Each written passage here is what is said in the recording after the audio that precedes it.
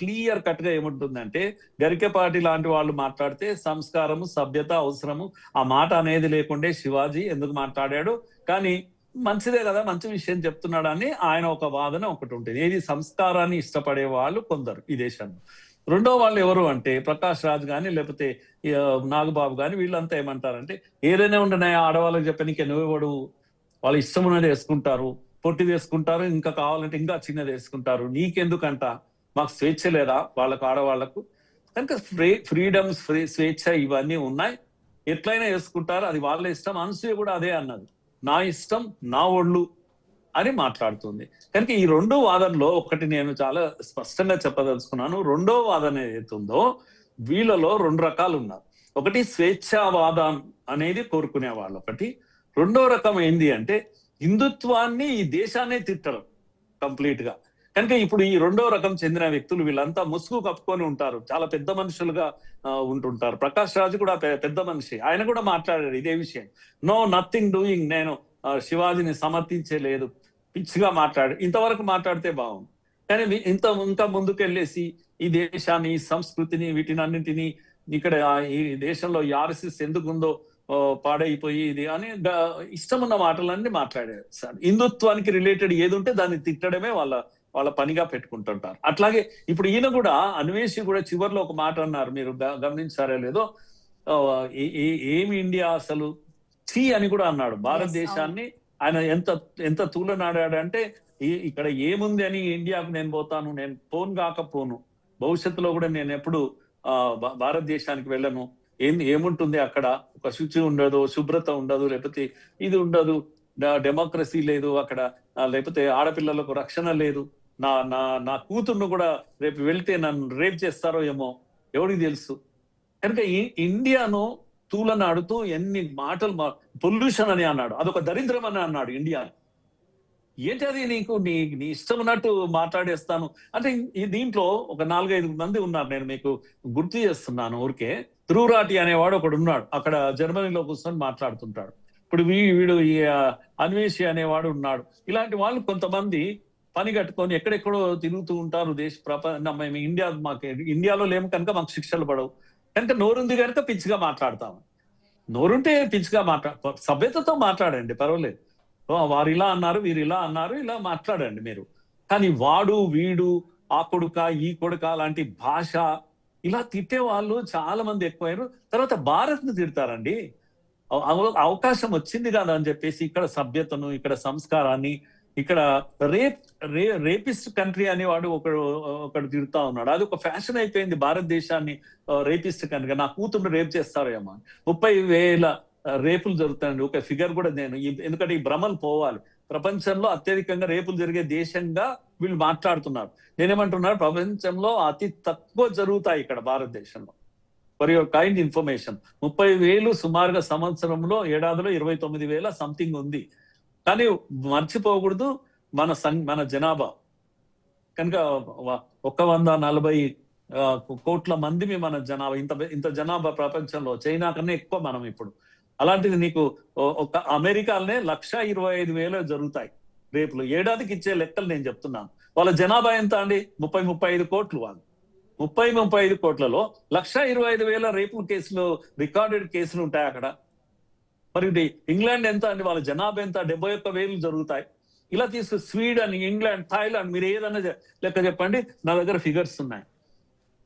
అలా అని చెప్పి ఇవి జరుగుతున్నాయి, జరగాలని అనడం లేదు నేను. కానీ ఎందుకు మీరు ఈ దేశాన్ని ఇలా బురద చల్లుతారు పని కట్టుకొని? ఎందుకు మీకు అంత ద్వేషం ఈ దేశం అంటే? ఎందుకు ఇక్కడ సంస్కృతి, సభ్యతలు అంటే మీకు అంత ద్వేషము? ముఖ్యంగా హిందువుల పట్ల మీకు ఎందుకు అంత ఇది అక్కసు? కనుక ఏది సబ్జెక్ట్ ఉంటే అది మాట్లాడండి, పర్వాలేదు, మీకు ఆ స్వేచ్ఛ ఉంది మాట్లాడండి. శివాజీని తిట్టడానికి కూడా మీకు హక్కు ఉంది. శివాజీ మాట్లాడిన దాంట్లో తప్పకుండా అలాంటి పదజాలం వాడకూడదు. అందరూ అందాం. పోనీ సభ్యత, సంస్కారాల గురించి ఎవరైనా గరికపాటి లాంటి వాళ్ళు వీళ్ళు మాట్లాడుతున్నారు, మీరు అనవసరంగా చెప్తున్నారు అంటే చెప్పండి. ఆయన నేనేమంటున్నానంటే, రెండో వైపు ఆలోచిస్తే స్వేచ్ఛ గురించి చెప్పే వాళ్ళకు కూడా రైట్ ఉంది కదా. వాళ్ళు చెప్తారు, చెప్పనివ్వండి, వాళ్ళు ఏం చెప్తారో చెప్పనివ్వండి. కానీ చెప్పే వాళ్ళకు ఒక విజ్ఞత ఉండాలి. ఏంటంటే ఎందుకు మహిళలకే మీరు సంస్కారాలు నేర్పిస్తారు, అమ్మాయిలకే సంస్కారాలు నేర్పిస్తారు, అమ్మాయిలకు అబ్బాయిలకు అందరికీ నేర్పండి సంస్కారం.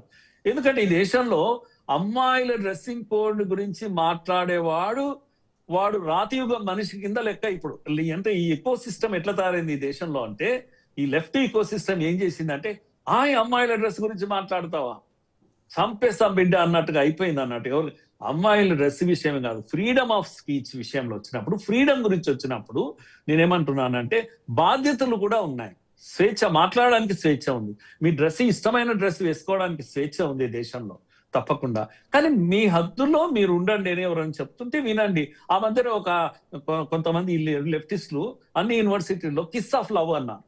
ఎక్కడో ఏదో గొడవ జరిగింది కేరళలో, ఒక అమ్మాయి ముద్దు పెట్టుకున్నారు తోటలో, పబ్లిక్ లో పెట్టుకుంటే ఎవరు కొట్టారంటే, ఎవరు కొట్టారో ఏదో తెలియదు. దేశం అంతా ఏంటంటే, మేము ముద్దు పెట్టుకోవడానికి మాకు ఫ్రీడమ్ లేదా, కమాన్ మేము ముద్దు పెట్టుకుంటామని అబ్బాయిలు బయటకు వచ్చి ముద్దు పెట్టుకున్నారు. పెద్ద ఉద్యమం. ఇచ్చా ఇదేమన్నా ఇంత పర్వర్షనా దేశంలో? కనుక నా పాయింట్ ఏంటంటే, దేశంలో 2 రకాల వాదనలు, భావజాలాలు ఉన్నాయి. కనుక ఈ రెండింటి మధ్య ఒక బ్యాలెన్స్ అవసరం. శృతి మించిన స్వేచ్ఛ సరైంది ఏం కాదు, శృతి మించిన కట్టుబాటు ఇది కూడా సరైంది కాదు. మెల్లమెల్లగా కాలానుగుణంగా మనం మారుతూ ఉండాలి. ఇప్పుడు స్లీవ్లెస్ బ్లౌజ్ అనేది ఒక ఢిల్లీ లాంటి ప్లేస్ లో వేసుకుంటారు, వేసుకుంటే ఏమనిపించదు కూడా. కానీ అదే గ్రామంలో రాగానే పిల్లలందరూ దగ్గరికి వచ్చేస్తారు, అటువంటి మహిళ ఎవరన్నా వచ్చేసిందంటే తెలియదు, ఎందుకంటే అది అలవాటు లేదు ఇక్కడ. అంటే ఈ విజ్ఞత, మనం ఎక్కడ ఉన్నామో, ఎలాంటి డ్రెస్ చేసుకుంటున్నాము, ఏ ఫంక్షన్ లో ఉన్నాము, ఇవి ఎవరికి వాళ్ళు నియంత్రించుకోవాలి. ఇది మనం చెప్పేది కాదు, పబ్లిక్ లో చెప్పేది కాదు, ఆ హక్కు నాకు కూడా లేదు. కానీ నేనేమంటున్నానంటే, ఈ ప్రీచింగ్ ఏదైతే ఉందో, పిల్లలకు చెప్పాల్సిన విషయాలు, ఇంట్లో 4 గోడల మధ్యలో తల్లిదండ్రులు చెప్పుకోవాల్సిన విషయాలు, ఈ సంస్కారాలన్నీ అడ్డం వచ్చిన వాళ్ళమందరము బోధిస్తూ పోతే కూడా చాలా ప్రాబ్లమే. కొందరు బోధించే వాళ్ళు పెద్ద మనుషులు ఉంటారు, వాళ్ళు బోధిస్తుంటారు, మనం అందరం మాట్లాడితే ఎట్లా? మరి దాని ఖండనలు ఉండనలు ఇవన్నీ ఉంటాయి, ఒక్కొక్కరు వచ్చి ఒకటి మాట్లాడుతూ ఉంటారు. కనుక నాకు కూడా అభిప్రాయాలు ఉన్నాయి దీంట్లో, లేవని కాదు. కానీ అభిప్రాయాలు అన్ని సరి అయినవి ఏం కావు, కానీ వినే వాళ్ళకు విజ్ఞత ఉంది, వాళ్ళు తెలుసుకుంటారు గుడ్ అండ్ బ్యాడ్. శృతి మించిపోతున్న ఈ యూట్యూబర్స్ లో నేను దయచేసి చెప్తున్నాను, వీడు చాలా మేలు అన్వేషి అనేవాడు. ఎందుకు అని అంటే ఓపెన్ గా మాట్లాడేసి,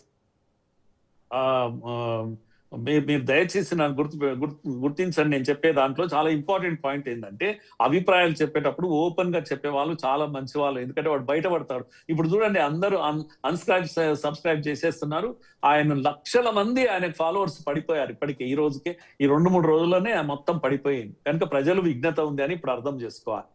కనుక నా అడ్డం వచ్చింది నేను వాగుతాను అని అంటే కుదరదు. కానీ ముసుగు వీరులు కొందరు ఉన్నారమ్మా, దయచేసి మీరు గుర్తించండి.